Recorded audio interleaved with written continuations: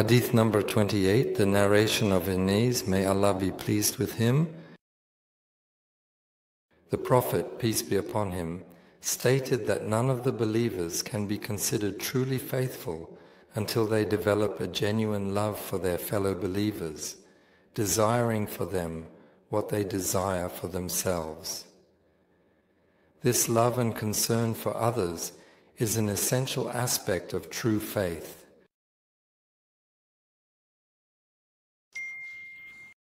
When we at times read the expressions of the Prophet Muhammad, peace be upon him, like cutting off in this way, our intention is to signify that he is encouraging us to be like that, to be motivating us and inspiring us to emulate such behavior in our own lives. Some of our historians interpret it in this manner.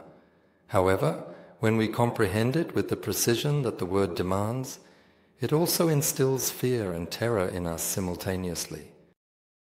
Because when the majority of you turn inward to your own inner world and observe that you are unable to love your own sibling, not to mention your fellow Muslim, it is an incredibly chilling realization that highlights the magnitude of the issue. Sometimes, can you even believe that something like this could happen? Can a person love something they love for themselves, for their sibling too?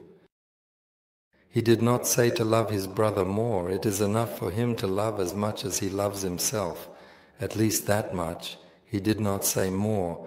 That is a bit comforting for us. And to demonstrate that this occurred, the All-Powerful provides illustrations from the Muhajirs and Ansars. They had affection for those individuals who migrated to them, and they did not find in their hearts any necessity for what they were given. They did not experience any discomfort or unease due to the troubles or difficulties they encountered. So where are these immigrants coming from? They're coming from Mecca.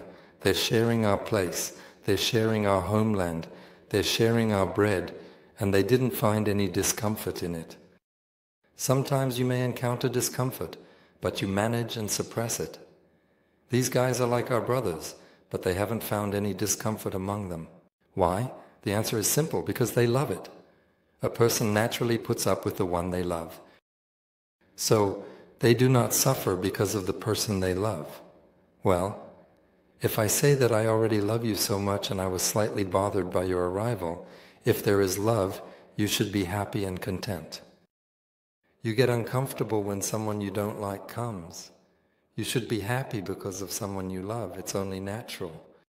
They became like that. They became happy. And even the Almighty said, and they prioritized themselves. They had a preference for, and at times they prioritized them. Even if they had their own troubles, the guy was already tight on money, but he had the attitude of, whatever, this is a guest. He prioritized the guest. And Allah, the All-Powerful and Glorious, of course I am not including the hypocrites in this method of the assistance. The Quran praises Ansar's approach, and they prefer themselves even if they have a special status. Then Almighty Allah said, and those who guard against the greed of their own souls, they are the successful ones. If someone can protect themselves from the hunger of their own soul, that is, if they can control it, then they are the ones who achieve salvation. You're out of luck. Let's go. As the expression of the Prophet Muhammad goes,